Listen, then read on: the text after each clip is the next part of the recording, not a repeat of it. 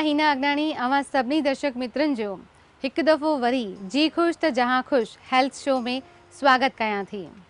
दोस्तों, अज जी बज बजा में इंसान पंहिंजी सेहत के ही विसरी वियो आहे। सेहत जेकॾहिं नाखुश रहे थी तो इंसान के कुछ भी मिठो नथो लगे। पाइल्स भी एक अहिड़ी बीमारी आहे जंहिंजे करे मरीज़ के तमाम घणी तकलीफ़ सहन करनी पवे थी। न हू उथी सके थो, न वेही सके थो, न हू पंहिंजूं मनपसंद शयूं खाई सके थो, यानी कि हुन जी रोज़मर्रा जी ज़िंदगीअ में तमामु वॾो खलल पवे थो। पाइल्स जे विषय ते ॻाल्हाइण लाइ असांजे स्टूडियो में अॼु हाज़िर आहिनि डॉक्टर अजीत कुकरेजा। तव्हांजो असांजे मंच ते हार्दिक स्वागत आहे। Thank U. Doctor Ajit Kukreja जिन जो इंट्रोडक्शन मां ॾियां त हू हिकु सर्जिकल गैस्ट्रोएंटरोलॉजिस्ट ऐं कॉलम प्रोक्टोलॉजिस्ट जी प्रैक्टिस अहमदाबाद में 27 सालन खां करे रहिया आहिनि। हू हिकु टेक्स्ट बुक जा ऑथर भी आहिनि ऐं उन खां सवाइ साधु वासवाणी मिशन में चेयरपर्सन तौर भी पंहिंजूं सेवाऊं ॾेई रहिया आहिनि। पाइल्स जे विषय ते चर्चा शुरू करण खां अॻु मां तव्हांखे चवंदमि त पहिरीं तव्हां पंहिंजी लिखियल टेक्स्ट बुक जे बारे में असांजे दर्शक मित्रनि खे ॿुधायो। हिन बेसिकली जंहिं एरिया में मां प्रैक्टिस कयां थो पियो, एरिया माना शरीर जो जेको हिस्सो जंहिंजी मां प्रैक्टिस कयां थो, उहो जाम सर्जन्स अवॉइड कंदा आहिनि। वॾे आंड्रे ऐं गुदामार्ग जी प्रैक्टिस आहे। बेसिकली इन जा पेशेंट जाम हूंदा आहिनि, पर हर कोई अवॉइड कंदो आहे छो त रिज़ल्ट्स जे बारे में कंहिंखे बि ख़ातिरी न हूंदी आहे। 27 सालनि जी प्रैक्टिस सां मां ॾिठो कि एनोरेक्टल सर्जरी हिकु अहिड़ी टेरिटरी आहे जंहिंजे बारे में रेफरेंस बुक्स घटि हुयूं। 5 साल पहिरियों कुदरती मूंखे हाईवे ते एक्सीडेंट थियो। 5 मेजर सर्जरी थियूं, 33 महीना कम खां परे रहियसि। उन दरमियान पंहिंजी मानसिक स्थिति स्टेबल रखण लाइ मूं हिकिड़ी बुक लिखणु चालू कई ऐं उहा बुक धीरे धीरे कंपाइल थींदे 544 पेजनि जी बुक थी वई ऐं एनोरेक्टल सर्जरी में हिकिड़ो रेफरेंस बुक तरीक़े ॿाहिरि पब्लिश थी। एशिया जो सभिनी खां लार्जेस्ट मेडिकल पब्लिशर आहे, उनखे पब्लिश कयो। उन में 22 सर्जरी जा वीडियोस भी आहिनि जेके सर्जरी पढ़ंदड़ विद्यार्थियुनि लाइ ऐं प्रैक्टिस कंदड़ सर्जननि लाइ ॿिन्हिनि लाइ हेल्पफुल रहंदो। बराबर जी। हाणे पाण पंहिंजे टॉपिक ते वापसि अचूं त पाइल्स। हाणे पाइल्स आहे छा? पाइल्स बेसिकली मल्टीपल नालनि सां पंहिंजे समाज में तव्हां पेशेंटनि जे मुंहं में ॿुधंदा हूंदा। गुजराती मसा, बवासीर, हरस, सिंधी में चवंदा आहिनि मौकनि जी बीमारी थी आहे। बेसिकली पाइल्स आहे गुदामार्ग जूं जेके खून जूं नसियूं उहे कब्जी जे करे फुंदी वेंदियूं ऐं जोर ॾियण सां धीरे धीरे उहे छिलजी वेंदियूं ऐं उन मां खून पियणु चालू थींदो आहे। इन फुलियल नसुनि खे पाण मसा चवंदा आहियूं या पाइल्स चवंदा आहियूं। बराबर। पाइल्स यानी सिंधीअ में तव्हां बराबर वर्ड यूज़ कयो, मोकनि जी बीमारी। जी। हाणे इहा पाइल्स मतिलबु थींदी छो आहे? पाइल्स थियण जा बेसिक कारण कब्जियात मञियो वेंदो आहे। हेरिडिटरी भी ॾिठो वियो आहे कि जाम पेशेंट जिन खे कॾहिं बि कब्जी न थी हुजे, उन्हनि जे परिवार में वारसागत कंहिंखे पीउ ॾाॾनि खे पाइल्स रहिया हुजनि त उन्हनि पेशेंटनि खे बि पाइल्स ॾिसंदा आहियूं। प्राइमरी पाइल्स कब्जी जे करे थींदा आहिनि। वरी फीमेल्स में प्रेगनेंसी जे करे हार्मोनल चेंजिस जे करे बि पाइल्स थींदा आहिनि। उन खां अलावा कुझु सेकेंडरी पाइल्स असां चवंदा आहियूं जेके कैंसर ऐं आंड्रे जूं वॾियूं बीमारियूं जेके हूंदियूं आहिनि उन खां पोइ पाइल्स थींदा आहिनि, जंहिंजो प्रेशर नसुनि ते ईंदो आहे त उन्हनि पाइल्स खे असां सेकेंडरी पाइल्स चवंदा आहियूं। बराबर। पाइल्स जा थियण जा कारण कहिड़ा थी सघनि उहे तव्हां असांखे ॿुधायो था। जिनेटिकली या हॉर्मोन्स चेंज थियण करे बि पाइल्स जी तकलीफ़ थिए थी। जी। पाइल्स अगरि थिए थी त मरीज़ खे कहिड़ियूं निशानियूं मतिलबु सिम्टम्स कहिड़ा हुनजे शरीर में ॾिसणु अचनि था? बढ़िया क्वेश्चन। हिन बेसिकली असां गुजराती में हिकिड़ी कहावत अथव, ईअं चवंदा आहिनि कि मसा न सेवाए न कहवाए। त पेशेंट खे ईअं हूंदो आहे कि मूंखे ख़बर कोन्हे पाइल्स आहिनि की न। हू दोस्तनि यारनि सां मिटनि माइटनि सां ॻाल्हाईंदे बि अचकाईंदा आहिनि। त चङा ई अहिड़ा पेशेंट हूंदा आहिनि जिन खे हक़ीक़त में ख़बर न हूंदी आहे उनखे पाइल्स आहे, फिशर आहे, फिस्चुला आहे की सिर्फ़ु कब्जी आहे। त हीउ जेको तव्हां सुवालु पुछो हुनजो जवाबु असांजे दर्शक मित्रनि खे काफ़ी हेल्पफुल रहंदो। जे पेशेंट खे सिर्फ़ु टॉयलेट वञण खां पोइ या लैट्रिन वञण खां पोइ सूर थो पए गुदिया जी रिंग ते, उन्हनि पेशेंटनि खे फिशर हुजण जी शक्यता वधीक हूंदी आहे, जंहिंखे गुजराती में वाड़िया चवंदा आहियूं, पाण सिंधी में चवंदा आहियूं चीर पइजी वेंदा आहिनि। जिन पेशेंटनि खे सूर सां गॾु ब्लीडिंग थिए, खारस थिए, कुझु पेशेंटनि खे हीअं मांस ॿाहिरि ईंदो आहे, जॾहिं 3rd ऐं 4th डिग्री जा पाइल्स थींदा आहिनि त उहे ॿाहिरि अचणु चालू थी वेंदा आहिनि। त जाम पेशेंटनि खे 3rd डिग्री ताईं न खून पवंदो आहे, न सूर पवंदो आहे, ओचितो हिकिड़े ॾींहुं चवंदा आहिनि की मूंखे कुझु ॿाहिरि थो अचे पियो। त इहे सभु निशानियूं थींदियूं आहिनि, भई सूर थिए, ख़ारिश थिए, ब्लीडिंग थिए, कुझु ॿाहिरि ईंदो हुजे जेको अंदरि न विझी सघनि, वेहण में तकलीफ़ थिए, इहे सभु निशानियूं हूंदियूं आहिनि पाइल्स जूं। हाणे इन खां अलावा हिकिड़ी ॿी टेरिटरी ईंदी आहे असांजी मेडिकल टर्मिनोलॉजी में, जंहिंखे असां फिस्चुला चवंदा आहियूं, गुजराती में बगंदर चवंदा आहिनि। चङा ई पेशेंट ईंदा आहिनि जिन खे बगंदर हूंदो आहे, पर उहे असां वटि ईअं ईंदा आहिनि ॼण भई उन्हनि खे पाइल्स थिया आहिनि, मौक़नि जी तकलीफ़ करे ईंदा आहिनि। हाणे बगंदर ऐं पाइल्स जो जे डिफरेंस ॾिसूं त मेजर छा हूंदो आहे, हुन में कपिड़नि ते दाग थींदो आहे, थोरो पस थींदो आहे, नंढी सी फुरड़ी थी हुजे, उन फाटी करे पोइ बगंदर थी वेंदो आहे, उन सां गॾु गॾु कॾहिं बि खून पई सघंदो आहे। त पेशेंट खे ॼण ईअं ई लॻंदो आहे भई उनखे पाइल्स थिया आहिनि। त असां दर्शक मित्रनि खे ख़ासि इहो चवणु चाहींदासीं कि जे तव्हांखे कपिड़नि ते दाग थो थिए ऐं मांस ॿाहिरि नथो अचे त उहो 100% बगंदर आहे, उहो फिस्चुला आहे, उहो पाइल्स कोन्हे। उन जी ट्रीटमेंट अलॻि थींदी आहे, पाइल्स जी ट्रीटमेंट अलॻि थींदी आहे। बराबरि। हाणे ही ॿई बीमारियूं पाण सां मतिलबु आजू बाजू वेझो वेझो ई आहिनि, जंहिंजो मतिलबु तफ़ावत करणु पेशेंट जे लाइ तमामु ॾुखियो थींदो। पर तव्हां जेके तकलीफ़ूं ॿुधायूं कि कुझु दाग ॾिसणु अचे या पस फॉर्मेशन थिए त तुरंत पंहिंजे डॉक्टर खे कंसल्ट करणु घुरिजे, त डॉक्टर ई तव्हांखे ॿुधाए सघंदो कि एक्चुअली तव्हांखे छा प्रॉब्लम आहे। जी, हाणे ही जेके बीमारी पाइल्स जी असां ॿुधाई, त उन में कहिड़ा टेस्ट थींदा आहिनि जंहिंसां असांखे ख़बर पइजी सघे, या उनजो डायग्नोस तव्हां कीअं कंदा आहियो? डायग्नोसिस पेशेंट जे लाइ या कोई रिपोर्ट सां पॉसिबल न हूंदो आहे। इन में हिकिड़ी नंढड़ी दूरबीन थींदी आहे जंहिंखे असां प्रोक्टोस्कोप चवंदा आहियूं या एनोस्कोप चवंदा आहियूं। जॾहिं पेशेंट ईंदो आहे असां वटि, त उहा नंढड़ी सी दूरबीन उन पेशेंट जी गुदिया में विझी करे उन में अंदरि असां ॾिसी सघंदा आहियूं। हींअर काफ़ी एडवांस थी चुका आहिनि, असां वटि वीडियो प्रोक्टोस्कोप्स बि आहिनि। त असां पेशेंट खे उहा दूरबीन विझी करे उनखे स्क्रीन ते साम्हूं टेलीविज़न जी स्क्रीन ते ॾेखारे सघंदा आहियूं कि भई उनखे केतिरी डिग्री जा मसा ऐं कहिड़ा मसा अथसि। त प्राइमरी डायग्नोसिस पाइल्स जो प्रोक्टोस्कोपी या एनोस्कोपी सां ई थी सघंदो आहे। बराबरि। अच्छा, त हाणे हिन जी ट्रीटमेंट तव्हां कीअं कंदा आहियो? ट्रीटमेंट पाइल्स जी जे पेशेंट खे ख़ाली सिम्प्टोमेटिक ट्रीटमेंट खपे, भई उनखे जेकी तकलीफ़ आहे उन मां राहत खपे, त दवाउनि सां उनखे आराम थी सघंदो। जे पेशेंट खे हमेशह जे लाइ पाइल्स खां छुटकारो पाइणो आहे त उन जी ट्रीटमेंट सर्जिकल हूंदी आहे। ऐं सर्जरी अलॻि अलॻि डिग्री जे पाइल्स जे लाइ अलॻि अलॻि जाजियूं सर्जरी हूंदियूं आहिनि। प्लस उन खां अलावा फिशर हुजे गॾु या फिस्चुला हुजे तॾहिं बि सर्जरी अलॻि रीति सां थी सघंदी आहे। तव्हांखे मन में ईंदो हूंदो कि डिग्री माना छा। मां दर्शक मित्रनि खे ॿुधाईंदुसि कि पाइल्स बेसिकली 4 डिग्री जा हूंदा आहिनि। 1st डिग्री जे पाइल्स में पेशेंट खे मामूली सी तकलीफ़ हूंदी आहे, सूर पवंदो आहे, ब्लीडिंग थींदी आहे, कॾहिं कॾहिं ज़ोर ॾियण सां वधीक ब्लीडिंग थींदी आहे, पर उन में पाइल्स ॿाहिरि न ईंदा आहिनि। पेशेंट जे लाइ उहो जज करणु कि उनखे 1st डिग्री जा पाइल्स आहिनि उहो थोरो ॾुखियो थींदो आहे। सर्जन जॾहिं उनखे एग्ज़ामिन कंदो त उनखे ख़्यालु ईंदो 1st ऐं 2nd डिग्री पाइल्स जे विच में केतिरो अंतर अथसि उनखे। 2nd डिग्री पाइल्स बि यूजुअली सर्जन ई डायग्नोस करे सघंदो आहे, पेशेंट डायग्नोस न करे सघंदो आहे। सिम्पटम्स थोड़ा 1st डिग्री खां वधीक थींदा आहिनि, फ्रीक्वेंट थींदा आहिनि, त उन तां अंदाज़ो अची सघंदो आहे भई 2nd डिग्री जा पाइल्स आहिनि। पर कंफर्म डायग्नोसिस ख़ाली प्रोक्टोस्कोपी ते थी सघंदो।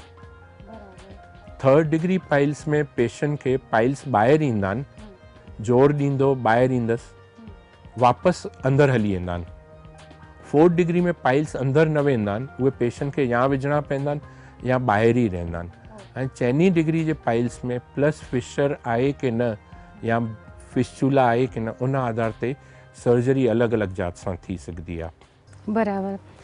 जेकॾहिं फर्स्ट डिग्री में ई इहा प्रॉब्लम अचे थी, हुनखे कुझु सिम्टम्स अहिड़ा लॻनि था, हुनखे कुझु थोरी सी तकलीफ़ आहे, ऐं जेकॾहिं हू डॉक्टर सां कंसल्ट करे त छा हीअ जड़मूड़ मां बीमारी निकिरी वञी सघे थी?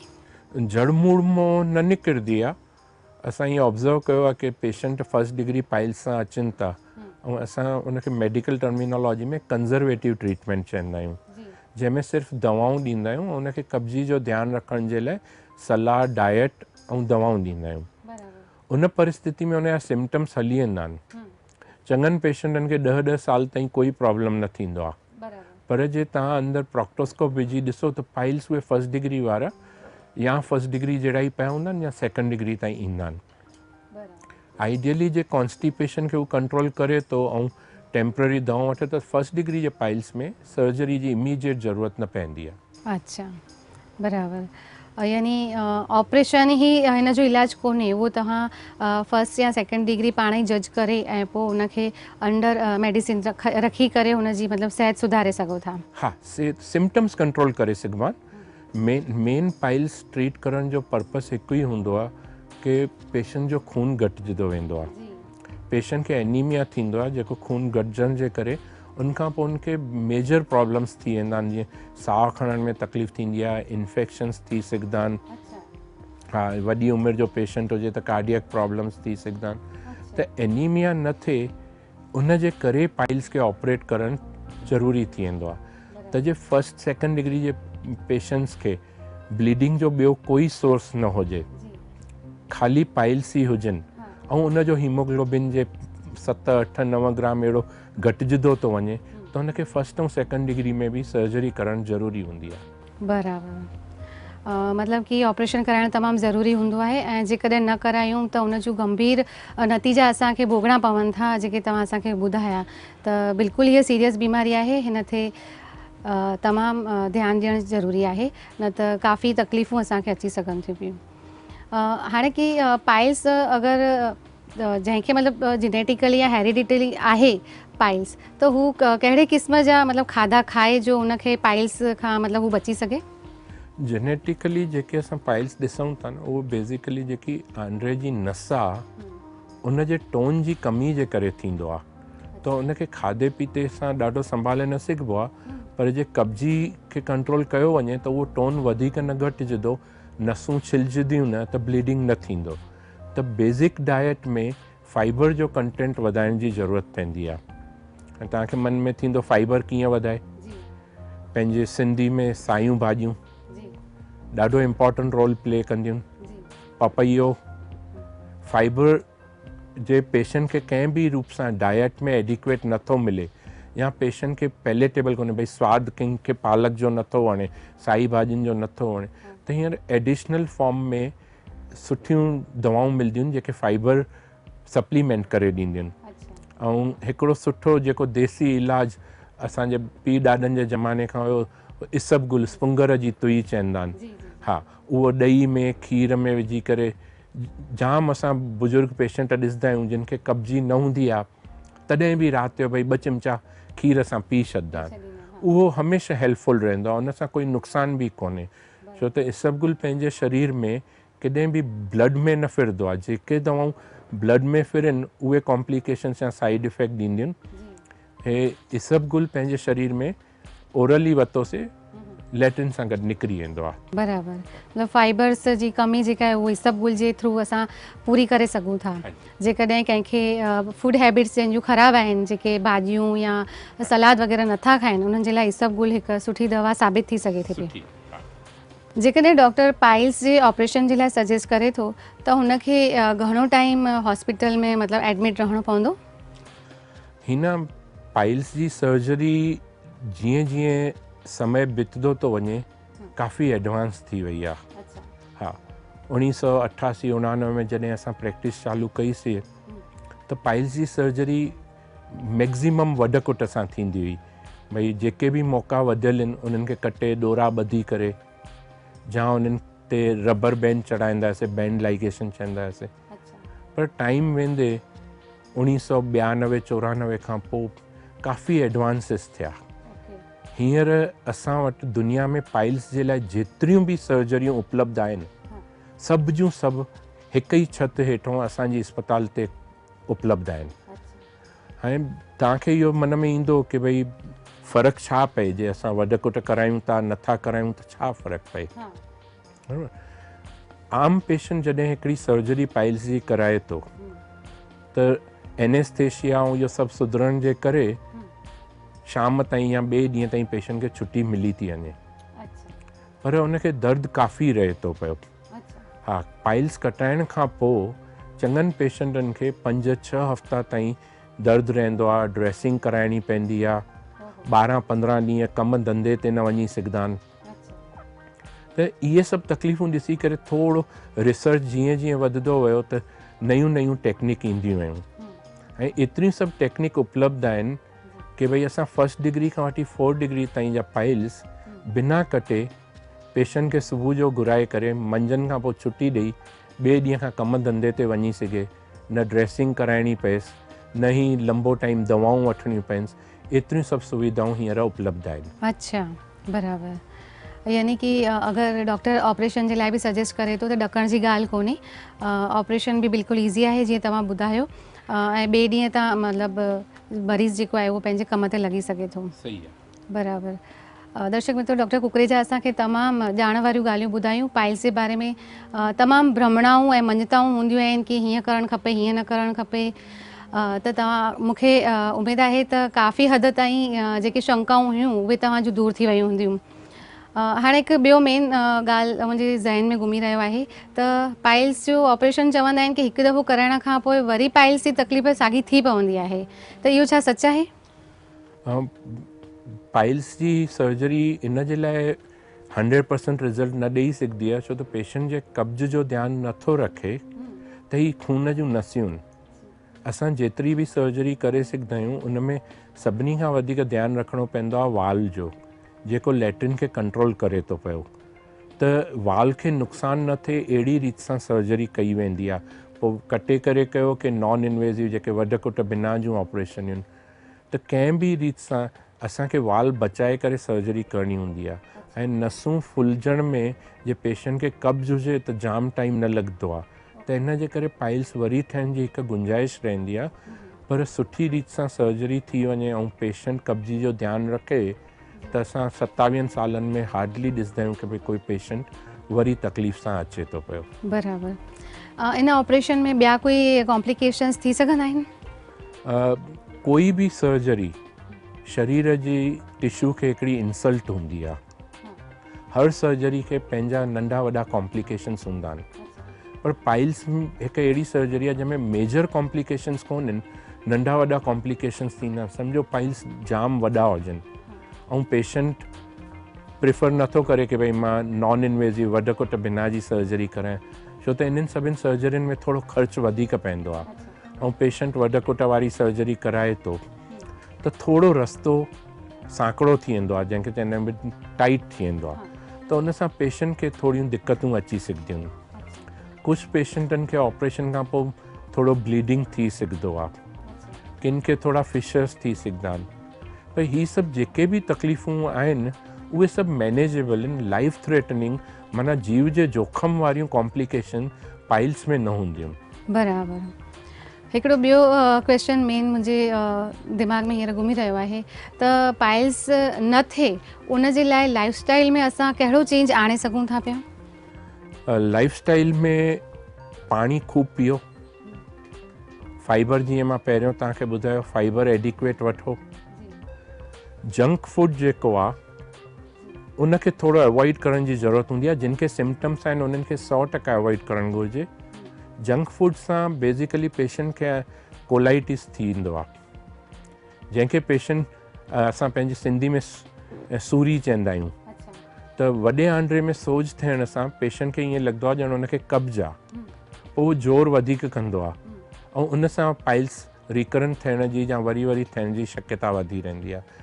त जंक फूड जिन खे पाइल्स हुजनि उन्हनि खे अवॉइड करणु बहितर रहंदो आहे। बराबरि। दर्शक मित्रों, तव्हांखे डॉक्टर कुकरेजा ॿुधायो त जंक फूड बिल्कुलु तव्हांखे अवॉइड करिणो आहे जेकॾहिं पाइल्स जी तकलीफ़ थोड़ी घणी बि आहे त, ऐं चाहो था कि पाइल्स जी तकलीफ़ न थिए त जंक फूड खां परे रहो। जंक फूड में चीज़, पनीर, पिज़्ज़ा, बर्गर, टोश ऐं बेकरी आइटम्स इहे सभु अची वियूं। हाणे तव्हां असांखे ॿुधायो त जेको ऑपरेशन आहे उहो ॾाढो कॉस्टली आहे। जेके मरीज़ पूरा सारा आहिनि, एफोर्ड नथा करे सघनि, उन्हनि जे लाइ कुझु आहे? हिन ॾाढो सुठो सुवालु पुछो त पहिरियों त मां हिकिड़ी ॻाल्हि क्लियर कंदुसि कि ॾाढो महांगो कोन्हे। हा, पाइल्स जी सर्जरी ऐं उन खां पोइ जेको ड्रेसिंग, दवाऊं ऐं लंबो टाइम कमु धंधे खां पेशेंट परे थो रहे, उन जो जेको टोटल कॉस्ट आहे उहो कॉस्ट जे असां ॻणियूं त सभु नॉन इन्वेसिव सर्जरियूं बि उन जी भेट में महांगियूं न लॻंदियूं। पर हा, रूटीन पेशेंट जे लाइ थोरो महांगो रहे थो। ऐं तव्हां पुछो भई उन्हनि जे लाइ सुविधा छा? असांजे पिताजी जे नाले सां हिकिड़ी असांजी चैरिटेबल ट्रस्ट आहे, नानक सिंह पुरसू सिंह कुकरेजा चैरिटेबल ट्रस्ट। उन पारों असां हर महीने जे चौथे छंछर ते कंसल्टेशन बि 50% ते कंदा आहियूं, ऐं उन मां कंहिं पेशेंट खे सर्जरी कराइण जी ज़रूरत पए त हिकदमि नॉमिनल कॉस्ट ते कोई बि नफ़ो रखे बग़ैर कंदा आहियूं। त जे कोई घुर्जाऊ पेशेंट आहे जंहिंखे वॾ कुट बिना जी बि सर्जरी कराइणी आहे ऐं उनखे ईअं थो लॻे कि मां न ख़र्चे सघंदुमि, कंहिं बि महीने जे चौथे छंछर ते 9 खां 11 जे विच में असां वटि ईंदो, उनखे रूटीन सर्जरी खां बि सस्ते में पवंदुसि। बराबर। यानी कि गॾु गॾु तव्हां सामाजिक कार्य बि करे रहिया आहियो असांजे समाज जे लाइ। तव्हां बिल्कुलु सुठो कार्य करे रहिया आहियो। उन जे लाइ असांजे सिंधी समाज जी तरफ़ां ऐं सिंधी टीवी जी तरफ़ां तव्हांखे शुभकामनाऊं हुजनि। शल तव्हांजो इहे सामाजिक कार्य सुठो हलंदो रहे। तव्हां जेको कार्य कयो था उहो बिल्कुलु क़ाबिल तारीफ़ आहे। दोस्तो, मूंखे उमेदु आहे त डॉक्टर कुकरेजा जेके सलाहूं तव्हांखे ॾिनियूं, जेका ॼाण तव्हांखे ॾिनी, उहा बिल्कुलु तव्हांखे मददगार साबित थींदी। हींअर वक़्तु थियो आहे मोकिलण जो। तव्हां असांजे मंच ते आया, तव्हांजा शुक्राना। Thank U. तव्हां मूंखे हिते घुरायो। पेशेंटनि जे लाइ, दर्शक मित्रनि जे लाइ कुझु माहिती उन्हनि खे कमु अचे अहिड़ी असां प्रदान करे चुकिया हूंदासीं त असांजो कार्यक्रम सफल रहंदो। जी बिल्कुलु बिल्कुलु। असांजी बि इहा ई कोशिशि रही आहे त असां असांजे समाज खे बिल्कुलु कारगर साबित थिए अहिड़ी ॼाण तव्हांजे माध्यम सां असां मैसर करायूं। त हींअर वक़्तु थियो आहे मोकिलाइण जो। अलविदा। वरी गॾिजंदासीं साॻे ॾींहं ते, साॻे वक़्त ते। तेसिताईं ॾिसंदा रहिजो सिंधी टीवी।